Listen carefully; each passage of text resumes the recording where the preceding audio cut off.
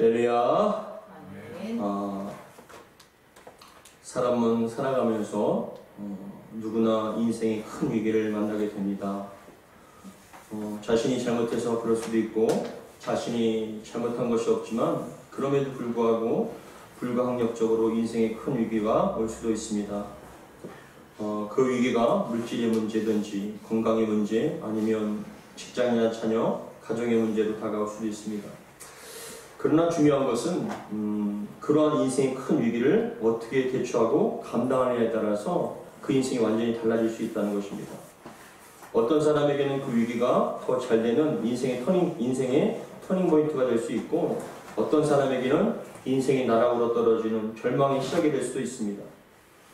어떤 사람은 그 실패가 오히려 새로운 삶을 사는 좋은 계기가 되어서 이전보다 더 잘 살 수 있도록 인도하는 그런 계기가 될 수도 있습니다. 앞에 보시면 TV 프로그램 중에 서민갑부라는 프로그램이 있더라고요. 제가 몇 번 보았는데 저는 그 프로그램을 보면서 우리 주변에서 볼 수 있는 일상적인 삶을 살던 그런 서민과 같은 분들이 나름대로 열심히 노력하여서 잘 살게 되는 그런 것들을 보면서 그러한 계기와 과정들을 보면서 참 마음이 훈훈해지고 소망이 생기는 그런 프로그램이었습니다. 그런데 제가 본 몇몇 분들은 나름대로 장사나 사업이 잘 돼서 그냥 승승장구해서 처음부터 잘 된 것이 아니라 가장 인생이 밑바닥이고 안 되고 실패하고 때로는 죽음의 문턱까지 가는 그런 사람들이 그 고통과 어려움을 이겨내서 처음에 다시 잘 살 수 있는 그런 계기가 되는 것을 보고 참 마음이 훈훈해졌습니다. 다음 그림 보시면 어떤 분들은 코로나로 인해서 가게를 문 닫게 되는 절대적인 위기의 상황인데도 불구하고 그 위기를 다시 한번 생각을 바꿈을 통하여 잘 살 수 있는 더 잘 되는 그런 계기로 삼은 분도 계시고 다음에 보시면 또 어떤 분들은 노숙자 생활을 하다가 사업을 하고 모든 걸 하다가 큰 난리 다음에 노숙자 생활을 하다가 다시 한번 가족과 그리고 어떤 자녀들의 그런 응원에 의해서 힘을 얻어서 다시 노력해서 그래도 또 나름대로 인생에 성공을 하는 그런 분들을 볼 때마다 좀 마음이 소망이 되고 잘 됐다라는 생각이 듭니다. 그런 분들에 있어서는 처음부터 잘 된 게 아닙니다. 실패와 어려움과 위기와 그런 모든 것들을 생각을 바꾸고 노력을 함을 통해서 그 위기를 기회로 바꾸는 그런 모습들이었습니다. 여러분, 인생을 살면서 큰 위기가 오는 것은 비단 세상 사람뿐만이 아니라 우리 신앙의 사람들도 마찬가지인 것 같습니다. 우리 신앙인들도 우리에게 닥쳐진 고난과 어려움들, 위기의 상황들을 어떻게 극복하고 이겨나가느냐에 따라서 그 인생은 완전히 달라질 수가 있다는 것입니다. 오늘 본문에서도 인생의 큰 위기를 만난 사람이 나옵니다. 이 사람은 자신이 만난 인생의 큰 위기를 그 인생에 큰 무너뜨리는 절대절명, 위기의 그러한 절망의 그러한 계기가 되었을까요? 아니면 인생의 터닝 포인트가 될 수 있었을까요? 저는 오늘 본문의 말씀을 통하여서 여러분 인생 가운데 큰 위기가 당한다 할지라도 인생을 새롭게 시작할 수 있는 성공으로 갈 수 있는 인생의 터닝 포인트가 되기를 주 이름으로 축복합니다. 오늘 본문에 나오는 인물은 우리가 잘 아는 것처럼 야곱입니다. 이 야곱은 우리가 잘 아는 것처럼 삶이 평탄한 사람은 아니었습니다. 어려서 하나님에 대한 신앙과 믿음이 남달랐고 하나님께서 주시는 축복과 은혜를 어렸을 때도 보고 배웠던 사람입니다. 할아버지 아브라함의 그런 축복과 아버지 이삭의 축복을 보면서 하나님께서 축복하시는 인생은 저렇게 잘 살 수 있구나, 저렇게 정말 성공할 수 있구나라는 것을 보고 배웠던 사람이 바로 야곱입니다. 더군다나 어머니 리브가는 야곱에게 어렸을 때 내가 너희들 형과 에서와 너를 배웠을 때 하나님께서는 형 에서가 아닌 너를 선택해 주셨고 너를 통해서 큰 민족을 이룰 것이라는 것을 리브가가 어렸을 때부터 얘기해 줬기 때문에 자신은 비록 육신적으로는 장자가 형 에서라 할지라도 하나님께서 택하시고 장자를 삼아주신 것은 자신이라는 것을 항상 확실하게 믿고 살았습니다. 그렇기 때문에 어느 날 에서를 향하여서 팥죽 한 그릇으로 장자권을 살 수 있는 하려고 하는 그런 담대함을 얘기할 수 있는 건 바로 그런 믿음과 간절함이 있었기 때문에 그렇습니다. 그런데 거기서 끝나는 것이 아니라 오늘 본문 바로 앞에 어떠한 사건이 있었냐면은 눈이 어두워서 기력이 쇠해지신 그 아버지 이삭이 자신의 생명의 날 이제 얼마 남지 않다는 걸 생각하고 아들 에서에게 부탁을 합니다. 에서야, 네가 평상시에 사냥을 한 다음에 그 고기를 가지고 나에게 요리를 해줬는데 그 고기가 내가 너무나 먹고 싶고 그래서 너는 지금 당장 밖에 나가서 사냥을 해서 그 고기로 평소에 내가 즐겨 먹던 요리를 해갖고 와라. 그럼 내가 그 요리를 먹고 너에게 마음껏 축복해 주겠다라고 그렇게 부탁을 합니다. 근데 옆에서 그 소리를 리브가가 들었어요. 그래서 리브가가 에서가 나간 사이에 아들 야곱을 불러다가 뭐라고 얘기하냐면, 야곱아, 지금 빨리 가서 어린 염소 새끼를 갖고 와라. 그러면 내가 그걸 잡아서 요리를 만들어서 너의 아버지한테 그걸 가지고 들어가라. 그럼 네가 에서 대신 네가 하나님의 축복을 다 받아야 된다라고 얘기를 하는 겁니다. 근데 그 이야기를 듣고 야곱이 뭐라고 얘기하냐면, 어머니, 저는 살이 맨들맨들한데 형은 우락부락하고 털이 많은데 저는 털이 하나도 없는데 아버지한테 갔을 때 제가 축복은 고소하고 저주를 받을까 힘들었습니다 라고 얘기하니까 아니다 하면서 어머니가 그 야곱에게 염소 털을 입히는 거예요. 그리고 에서의 옷을 입히고 자신이 만든 요리를 만들어서 아들아, 받을 저주가 있다면 내가 받겠더니 너는 그냥 가지고 가라 라고 얘기한 거예요. 그래서 어머니가 만들어진 요리를 가지고 아버지한테 갔습니다. 아버지 갖고 왔습니다 하니까, 야, 어떻게 이렇게 빨리 갖고 왔냐 하니까는 하나님께서 은혜를 주셔서 빨리 잡게 되었습니다. 그런데 들어보니까 이삭이 앞이 잘 보이지 않아서 하는데 듣기에는 그 목소리가 에서가 아니라 야곱인 거예요. 그래서 뭐라고 얘기하냐면, 야, 가까이 와봐라.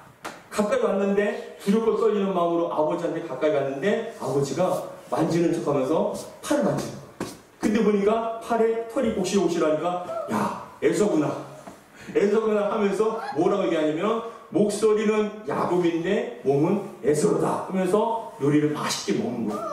맛있게 요리를 먹은 다음에 그 에서를 향해서, 야곱을 향해서 하나님의 그 축복을 쫙 내려줍니다. 하나님께서 주시는 모든 축복을 다 내려준 다음에 야곱이 그 축복을 받고 나가는 거예요. 근데 이어서 아들 에서가 사냥을 해서 잡아온 고기로 요리를 맛있게 만들어서 아버지께 딱 갖고 오는 겁니다. 그러니까 아버지, 이 요리를 드시고 제게 마음껏 축복해 주세요라고 하니까 이삭이 깜짝 놀라면서, 야, 내가 지금 에서한테 너한테 다 축복을 했는데 너 누구냐? 하니까 아버지, 에서입니다. 그럼 전에 갔던 녀석은 누구냐? 아버지, 그 녀석은 야곱입니다.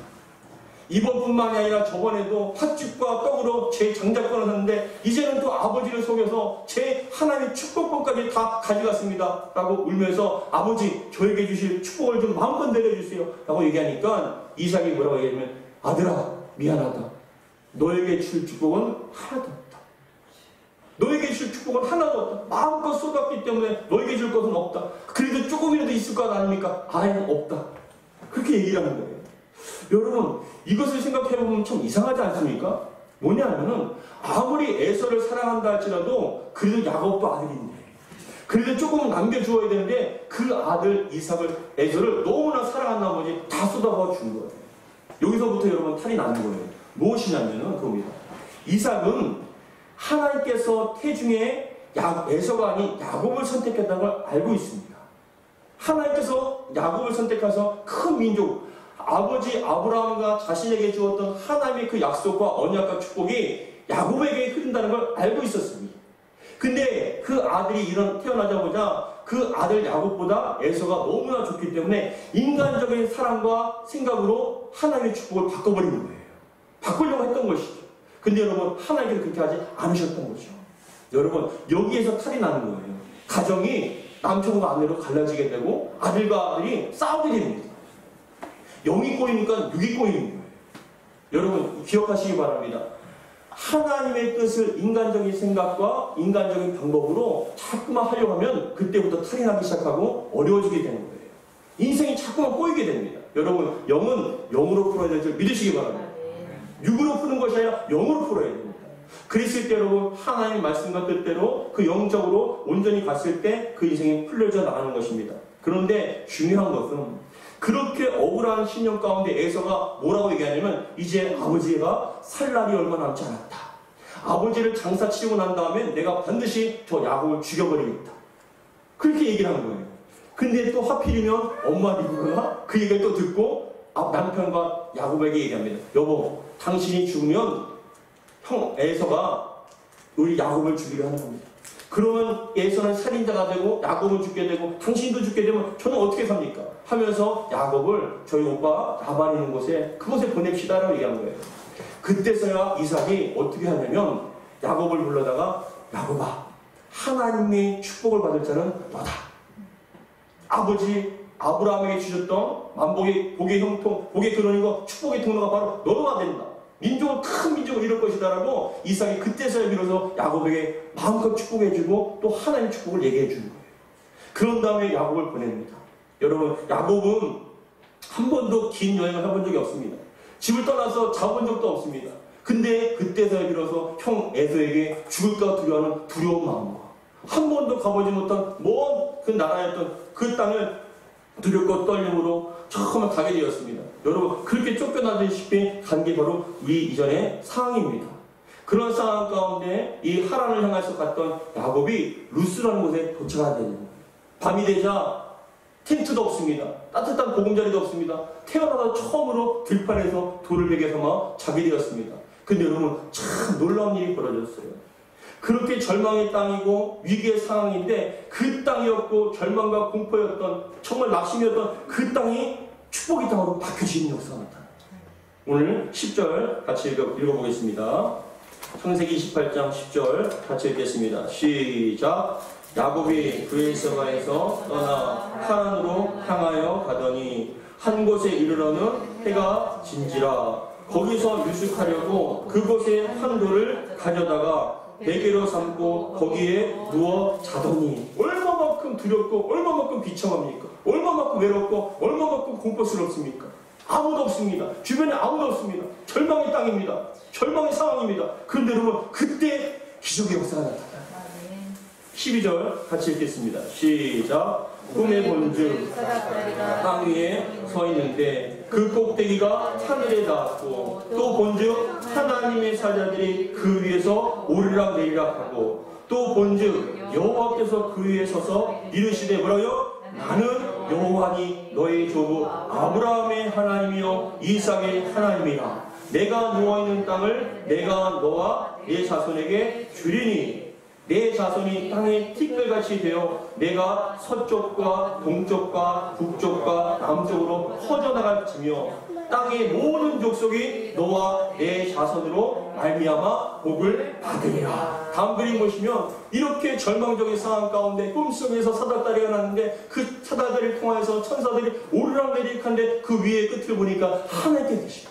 하나님께 그때야 이 야곱에게 아브라함에게 주었던 이삭에게 주었던 그 약속과 언약의 말씀을 직접 야곱에게 주시는 거예요. 할렐루야. 그때 비로소 이 야곱은요 아버지 할아버지의 하나님 아버지 하나님의 내 하나님 여러분 따라하겠습니다. 나의 하나님 나의 하나님 우리 아버지 하나님도 아닙니다. 어머니 하나님도 아닙니다. 나의 하나님이 되었을 때 그때야 비로소 그 신앙의 믿음이 그 축복이 그 영혼에게 임하게 되는 거예요. 그래서 13절에 또 본즉 여호와께서 그 위에 서서 이르시되 나는 여호와니 너의 조부 아브라함의 하나님이요 이삭의 하나님이요. 근데 지금 어떻게 됩니까? 내가 누워있는 땅을 내가 너와 내 자손에게 주리라. 여러분 그 땅은 절망의 땅이었잖아요. 외로움의 땅이었고 돌로 베개를 지는 절망의 땅이었는데 여러분 그 땅이 인생의 터닝포인트가 된 거예요. 축복의 계기가 된 거예요. 그러니까 14절에 내 자손이 땅의 티끌같이 되어 내가 서쪽과 동쪽과 북쪽과 남쪽으로 퍼져갈지며 땅의 모든 족속이 너와 내 자손으로 말미암아 복을 받으리라. 야, 그런 말씀을 듣고 근데 15절에 더 결정적인 말씀이 있습니다. 우리 15절 말씀 같이 읽겠습니다. 시작. 내가 너와 함께 있어 내가 어디로 가든지 너를 지키며 너를 이끌어 이 땅으로 돌아오게 할지라. 내가 내게 허락한 것을 다 이루기까지 너를 뭐래요? 떠나지 아니하리라 하신지라. 아멘. 따라하겠습니다. 너를 떠나지 아니하리라. 하나님은요 한 번도 떠난 적이 없으신 거예요. 우리가 생각했을 땐 잘 될 때만 그 풍요로울 때만 그 따뜻할 때만 있는 줄 알았는데 내가 가장 실패하고 절망하는 그 땅에서도 주님께서 여전히 나와 함께 하신다는 겁니다. 여러분 저와 여러분들에게도 우리가 깨닫지 못했을 뿐이지 우리 하나님께서는 한 번도 우리를 떠난 적이 없으시다는 겁니다. 남편도 떠나고 아내도 떠납니다. 친구도 떠나고 가까운 이웃도 떠납니다. 그러나 우리 하나님은 절대로 여러분들 떠나지 않은 줄 믿으시기 바랍니다. 내가 너와 함께 있어 내가 어디로 가든지 너를 지키며 어딜 가든지 주님께서는요 음침한 사망의 음침한 골짜기 간다 할지라도 주님께서는 함께 하시고 내가 잘 될 때도 함께 하십니다.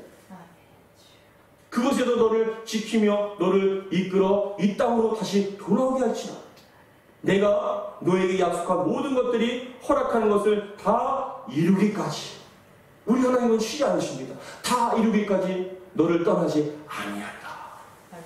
그 말씀을 들으니까 야곱이 살아나기 시작합니다. 어둠이 물러가고 절망이 물러가고 새로운 빛과 생명 가운데 정말 희망을 찾을 수 있는 것입니다. 여러분 그런 다음에 16절 오늘 본문의 말씀을 하는 겁니다. 우리 16절 같이 읽겠습니다. 시작. 야곱이 잠이 깨어 이르되 여호와께서 과연 뭐라고요? 여기 계시거늘 내가 알지 못하였도다. 아멘. 내가 그동안 깨닫지 못했다. 우리 하나님은 나를 떠난 적도 없다. 나와 함께 하셨다. 나를 지켜주셨다. 여러분 지금까지 우리 하나님께서는 여러분과 함께 하시고 여러분과 지켜주시고 모든 것을 책임져 주신 줄 믿으시기 바랍니다. 알지 못했을 뿐입니다. 주님의 보이지 않는 손이 보이지 않았을 뿐입니다. 그러나 우리 하나님은 여전히 여러분들을 지켜주시고 보호해 주십니다. 똑같은 장소였지만 하나님을 만나니까 그 말씀이 임하게 되니까 절망의 땅이 희망의 땅으로 바뀌고 실패의 땅이 여러분 공포의 땅이 희망과 기쁨의 땅으로 바뀌어지게 되는 역사입니다. 다음 그림 보시면 지난 5일날 며칠 전이죠. 지난 5일 극동방송에서 만나고 싶은 사람 듣고 싶은 이야기라는 프로그램이 있습니다. 극동방송에. 그런데 그거에 전두환 씨의 차남 전재용 씨가 출연을 했어요. 이 전두환 씨 아들 차남이죠. 차남 전재용 씨가 출연했는데 그 전재용 씨가 목회자의 길을 간다는 목회자의 길을 가기 위해서 신학 대학원을 다닌답니다. 그래서 그 김장훈 목사님과 얘기를 하는데 아내는 연예인 박상아 씨였죠. 근데 그는 인터뷰에서 2016년 7월 1일 주차장에서 붙잡혀서 교도소를 가게 됐는데 교도소에서 창밖을 바라보다가 문득 찬양의 소리를 듣게 된 거예요. 찬양의 소리를 들었는데 그때 뭐라고 간증하냐면 나중에 알고 보니까 종교방이라는 곳에서 어떤 분이 찬송을 부른 거예요. 근데 그 종교방에서 불렀던 그 찬송이 너무나 못하셨대요. 너무나 형편없는 찬양인데 근데 신기하게도 그 찬양에 은혜를 받아서 눈물을 하염없이 흘렸다는 거예요. 나도 찬양하고 싶다. 나도 예배드리고 싶다. 나도 하나님 섬기고 싶다는 마음이 간절하게 생기면서 그때 하나님께 자신이 헌신하게 돼요. 목회자가 되게 돼요. 그때 결단을 했다는 겁니다. 김장훈 목사님이 또 질문하기를 그전에는 신앙이 있는 거 아니냐 하고 물어보니까 그 전재용 씨가 뭐라고 얘기하냐면 나름대로 새벽 기도도 드리고 11조도 했지만 늘 뭐라고 기도하냐면 저한테 축복해달라. 하나님 저를 축복해달라. 그렇게만 기도했다는 거예요. 그런데 그런 결단과 그런 신앙과 믿음이 들어가니까 그때 하나님께 영광을 돌리고 하나님을 섬기고 싶습니다. 그런 마음으로 목회자 길을 가게 됐다라고 얘기를 하는 겁니다. 여러분 그 전재용 씨에게 절망과 슬픔의 그 장소가 전재용 씨에게는 하나님 만난 영적 베델이 됐던 거예요. 인생의 터닝포인트가 됐다는 거예요. 그 장소와 그 시간. 여러분 우리 삶 가운데서도 때로는 위기와 어려움이 오실 수 있습니다. 그러나 여러분 하나님께 예비하신 은혜를 생각하며 여러분 삶 가운데 인생의 베델, 영적인 베델, 인생의 터닝포인트가 되기를 주의 이름으로 축복합니다. 위기가 바뀌어서 기회로 삼고 새로운 출발할 수 있는 성공적인 삶을 살 수 있는 그런 계기가 될 수 있기를 주의 이름으로 축복합니다.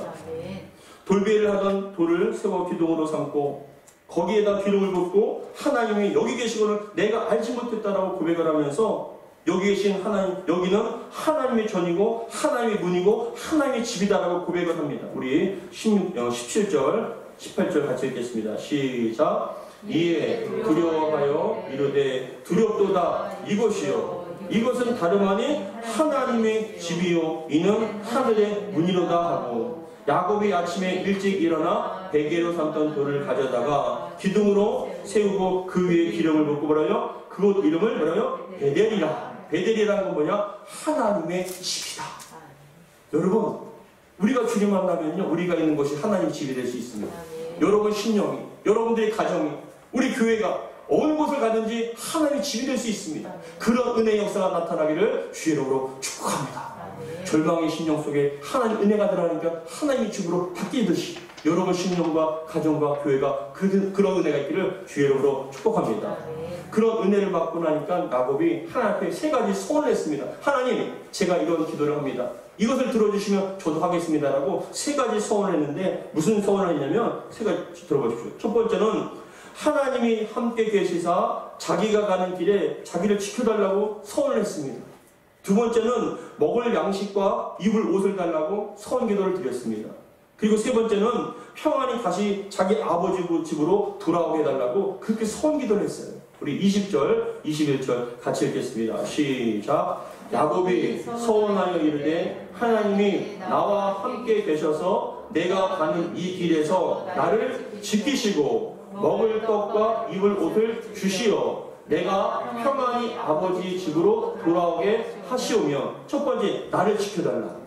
두 번째 떡과 입을 좀 옷을 달라는 거예요. 세 번째 뭡니까? 평안히 아버지 집을 돌아올 수 있게 해달라고. 그러면 하나님께 내가 이것을 하겠다라고 또 소원 기도를 또 세 가지를 말씀하는데 세 가지가 뭐냐? 첫 번째는 여호와께서 자기의 하나님이 되실 거라는 거예요. 어떠한 신도 섬기지 않겠으면 오직 하나님만이 나의 하나님임을 고백합니다. 그리고 두 번째 소원 기도는 이 돌이 하나님의 전이 될 것입니다. 그리고 세 번째는 11절을 반드시 하나님께 드리겠습니다라고 약속을 한 거예요. 우리 21절, 22절 같이 읽겠습니다. 시작. 내가 평안히 아버지 집으로 돌아오게 하시오면 여호와께서 나의 하나님이 되실 것이요. 두 번째, 내가 기둥으로 세운 이 돌이 하나님의 집이 될 것이요. 세 번째, 하나님께서 내게 주신 모든 것에서 10분의 1을 내가 반드시 하나님께 드리겠나이다 하고 소원 기도를 세 가지를 탁 드린 거예요. 근데 여러분 뒤에 보시면 알겠지만 하나님께서는요 20년 동안 그 나그네와 같은 다윗 야곱의 삶 속에 다 지켜주셔요. 다 성취해 주십니다. 첫 번째, 야곱의 인생길을 20년 동안 지켜주셨어요. 그 증거는 야곱이 고백을 통해서 나타납니다. 창세기 31장 42절 같이 읽겠습니다. 시작. 우리 아버지의 하나님 아브라함의 하나님 곧 이삭의 경외하는 이가 나와 함께 계시지 아니하였더라면 내 삼촌께서 이제 나를 빈손으로 보내셨더라는 하나님이 내 고난과 내 손의 수고를 보시고 어젯밤에 내 삼촌을 책망하셨나이다. 하나님 지켜주셨기 때문에 내가 편안히 올 수 있다. 나를 지켜주신 것이다. 그것이 아니면 삼촌이 얼마만큼 속이고 나를 갖다 다 빼앗을 뻔했는데 근데 하나님께 나를 재산을 다 지켜주시고 생명을 지켜주셨다. 하나님께서 약속을 지켜주신 줄 믿으시기 바랍니다. 두 번째, 먹을 양식과 입을 풍성하게 주셨다는 거예요. 20년 동안 일하면서 아무것도 없는 알거지가 될 수 있는 그런 상황이었음에도 불구하고 하나님께서는 야곱에게 엄청난 부와 재물을 다 쏟아부어 주셨어요. 세 번째, 돌아가는 길에 평안을 주셨습니다.